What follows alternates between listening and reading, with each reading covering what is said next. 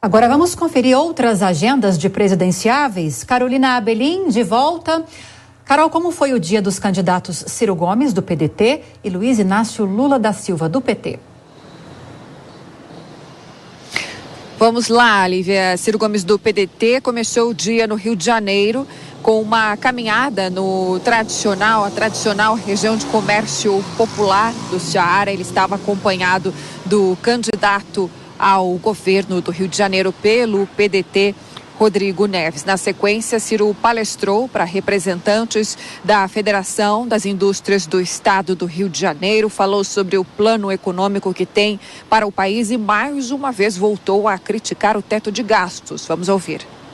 Austeridade fiscal conseguida a nível constitucional, deixando o gasto corrente com juros fora disso, deixando que o gasto com funcionário público suba 9% sobre a inflação, como está acontecendo agora, aumentando o salário de general. Sabe onde é que está indo o teto de gasto? Deprimiu o investimento a zero. Se o investimento vai a zero, não tem sequer manutenção de infraestrutura. Não tem absolutamente nada. Por quê? Porque, evidentemente, nós precisamos achar a saída disso. Lula do PT está em Manaus, em agenda agora há pouco. Ele falou sobre levar a sério a crise climática no planeta e, nesse sentido, dar voz aos povos originários com sugestões sobre preservação da floresta, e também voltou a falar sobre a criação de um Ministério dos Povos Originários. Mais cedo, em visita a uma fábrica, Lula falou disse que, se eleito, ele irá manter os benefícios fiscais da Zona Franca de Manaus. A Zona Franca de Manaus tem um regime de tributos diferenciados justamente para atrair, como atração para que empresas se instalem naquela região. Essa discussão de competitividade veio à tona recentemente com a medida do governo federal de redução de IPI para diversos produtos. Lula também falou sobre a informalidade. Vamos ouvi-lo. Nós temos muita gente trabalhando na informalidade, nós temos muita gente fazendo emprego, e as pessoas acham que isso é emprego. Isso não é emprego. Emprego, as pessoas têm que ter registro em carteira, as pessoas têm que ter direito às férias, as pessoas têm que ter direito a descanso remunerado, as pessoas têm que ter um sistema de seguridade social.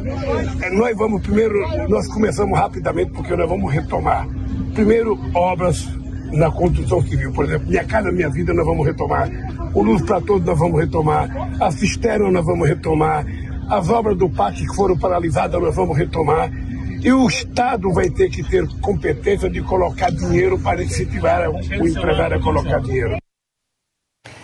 Constituinte Emael da Democracia Cristã fez caminhada com apoiadores na zona leste de São Paulo.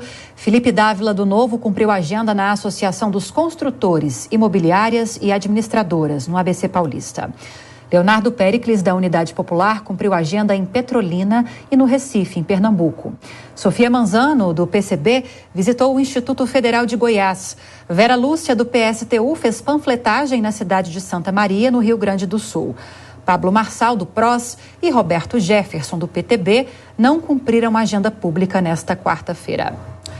Agora, Cristina Grêmio, mais uma vez quero te ouvir a respeito de agendas, mas agora de outros presidenciáveis, e trazendo a última, que a Carol Abelim explicou aqui pra gente, a agenda do candidato Luiz Inácio Lula da Silva, que esteve na Amazônia, criticou e falou sobre informalidade nessas questões econômicas, na pauta econômica, e aproveitando que estava nesse ambiente amazônico, falou sobre mudanças climáticas, medidas necessárias nessa área, sobre a importância da preservação da floresta amazônica e que no governo dele vai colocar um fim no garimpo ilegal.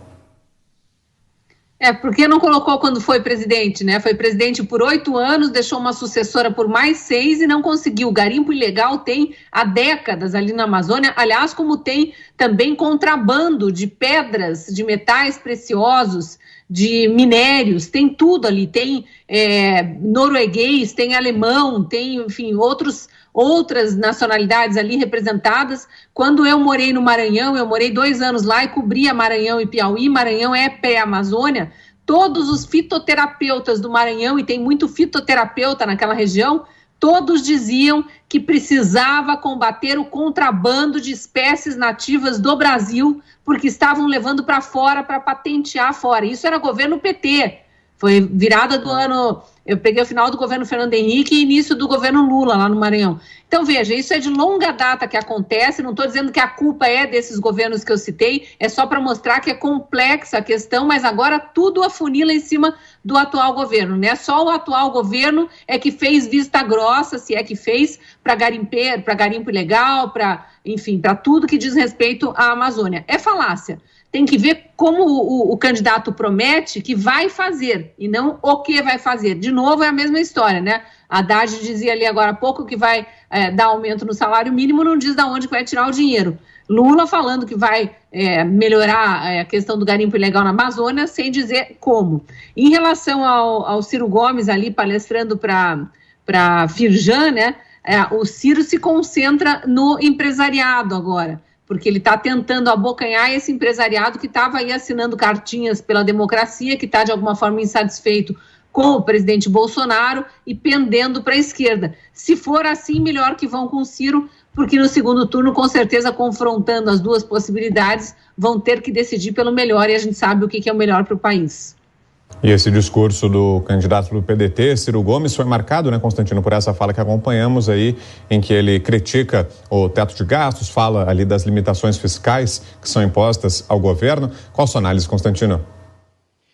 Brown, o Ciro Gomes é conhecido, né, por querer usar o Estado como locomotiva do desenvolvimento. Ele é um nacional desenvolvimentista, algo muito parecido com o que aconteceu ali no governo Dilma.